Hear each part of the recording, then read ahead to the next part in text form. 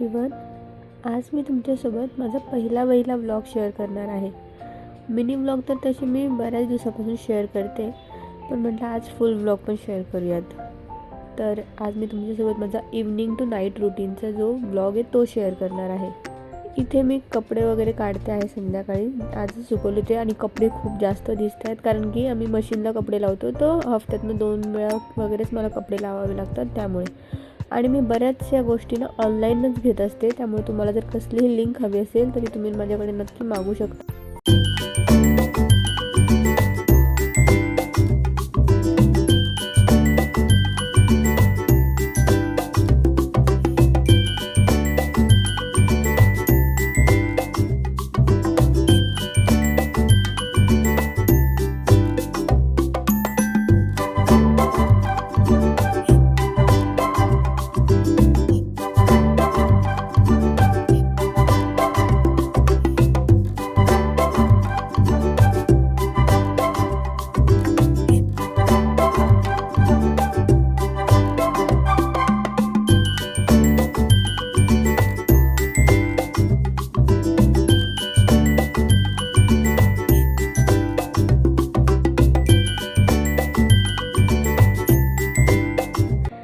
इथे संध्याकाळच्या टायमाला साऊथ इंडियन लोकांची काहीतरी रथयात्रा वगैरे असं काहीतरी निघालेलं.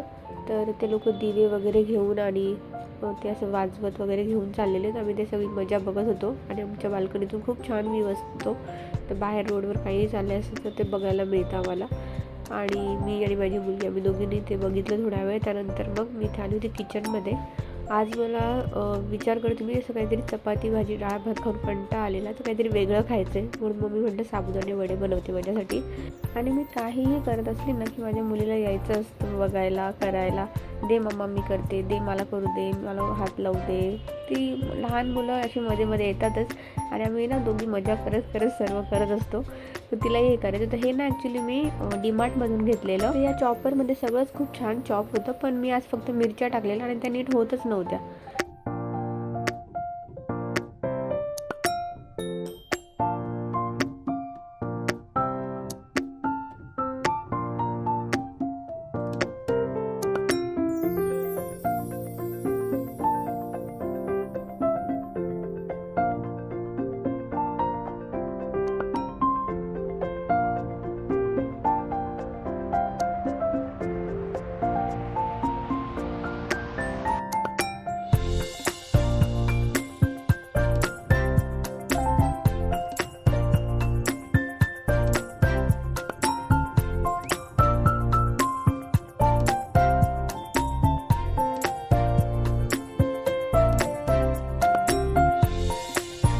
तर इथे मी माझ्या मुलीसाठी सॅरेलॅक बनवते. तर तिला साबुदाणा वडा वगैरे अशा पदार्थ नाही आवडत. ती चपाती भाजी खाते, तिखट कमी खाते, पण चपाती भाजी डाळ भात वगैरे सगळं खाते, पण तसं काही नाही आवडत तिला.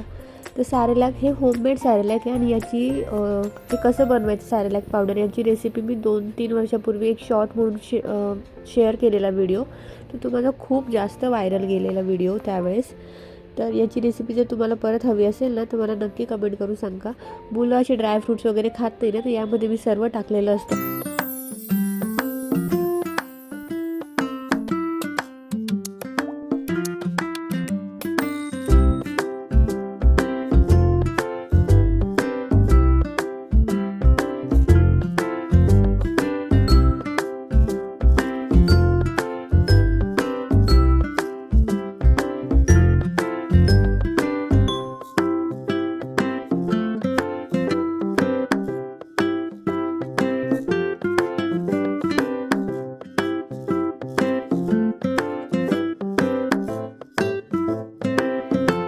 इथे संध्याकाळची दिवाबत्ती करून मी परत आली आहे किचनमध्ये. माझ्या मुलीला जेवायला दिलं आणि मी माझ्यासाठी साबुदाणा वडा तळायला घेतलेला आहे.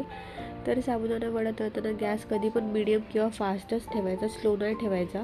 स्लो ठेवला ना तर त्याच्या साबुदाण्याच्या आतमध्ये जर वाफ गेली ना की मग त्यानंतर साबुदाणा फुटतो. त्यामुळे आणि स्टार्टिंगला कधी पण अशा एका फोकनी किंवा स्पूननी त्याला उलटपलट करायचं. स्टार्टिंगला डायरेक्ट झाऱ्या वगैरे टाकायचं नाही.